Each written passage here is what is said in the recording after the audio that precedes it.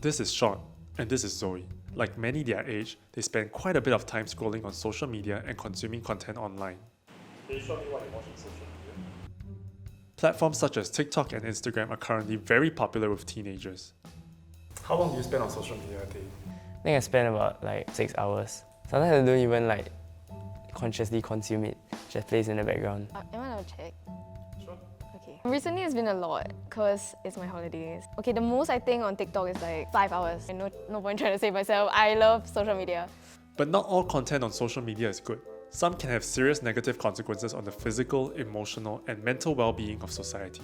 According to MCI, about 3 in 5 users experience harmful online content on social media platforms. This is the highest proportion compared to other platforms such as e-commerce sites, search engines, and news sites. And one growing concern is content encouraging suicide and self-harm. Just a few months ago, an investigation in the UK concluded that 14-year-old Molly Russell took her own life after being exposed to thousands of self-harm and suicide-related posts in the months leading up to her death. Many of these posts portrayed suicide as an inevitable consequence of depression. But why would anyone, let alone a teenager, be served such content? A lot of what we see and what we encounter as content on social media is guided by what we describe as recommendation algorithms. I think there are broadly 2 types. Before I actually talk about them, I must caveat to say that algorithms is something very, very proprietary and also unique to every single platform. The first kind actually is dominantly based on a network. In other words, you're more likely to see posts that your friends are posting or friends are liking. The second kind really is what we would describe as content-based algorithm. So platforms like TikTok, right? What is recommended to you is very much personalized in terms of what the algorithm actually thinks that you are most likely to like. According to the Wall Street Journal, the key metric for TikTok's algorithm is how long you linger over a piece of content. From that one metric, the app figures out your hidden interests and begins to recommend you more and more similar content. This fact is concerning because according to TikTok themselves, the app does not differentiate between videos it serves adults and minors. So do you all ask your parents when you first created a social media account? No, I didn't. Yeah, I think me also. I think it was Sean that introduced me. I didn't even think too, honestly. I guess it seems so harmless. It's like a new game. Yeah. They are profit-making companies, right? And these recommendation algorithms, if they're engaging enough, right, they also make sure that you stay on the platform and you continue to come back to the platform on a daily basis. I'm more concerned about, the kids being exposed to contents which they are not able to process. And sometimes, as much as we want to, we really do not know what they're watching. I think one negative experience that I have personally encountered was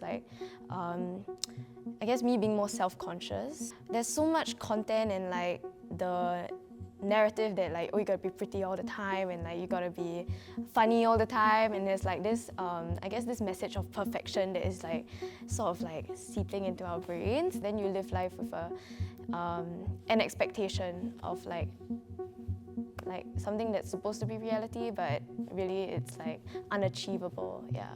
There already are some measures being put in place by these platforms to help mitigate its effects on young users and the larger public. Instagram now has the option for you to hide the number of likes and views on posts from other accounts to depressurize people's experience on the platform. TikTok also lets parents manage a child's screen time and privacy settings. And Meta has measures to look out for inauthentic activity.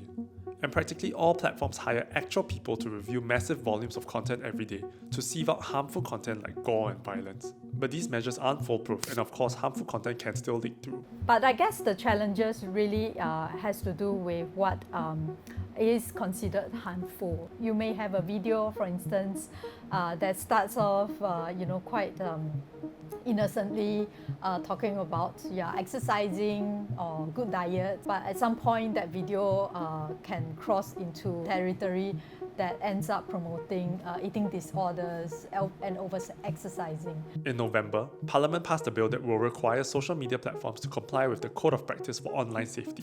This Code of Practice will require platforms to put in place measures that mitigate the risk to Singaporeans from exposure to harmful content. Like all fire safety regulations, you have the buildings owners need to comply with fire safety codes. So what the Online Safety Bill does is to get social media companies to comply with certain codes or practices. And if really there's a fire that breaks out, IMDA, like a firefighter online, comes in to try to put out the fire.